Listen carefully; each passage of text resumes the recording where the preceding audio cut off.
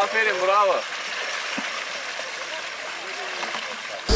Adana İl Tarım Orman Müdürlüğümüze bağlı su ürünleri üretme istasyonumuzda balıklandırma faaliyetleri kapsamında bu yıl 12 milyon adet yavru sazan balığı ürettik. Bu ürettiğimiz yavru sazan balıklarını 12 ilde 226 göl ve gölete bıraktık. Bu kapsamda da daha önce Sayın Valimizin de katılımıyla birlikte Adana'da 1 milyon 500 bin adet yavru sazan balığının salımını yapmıştık. Sayın Valimizin talimatları doğrultusunda her Adanalı için bir adet yavru sazan balığını Adana'ya salalım talimatı kapsamında da bugün 750 bin adet yavru sazan balığımızı da salımını yaparaktan her Adanalı için bir adet yavru sazan balığının salımını tamamlamış olduk.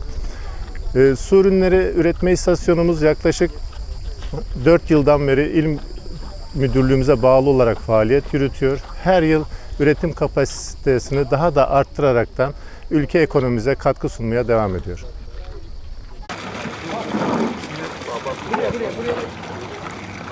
Yeter mi, gelsin mi abi?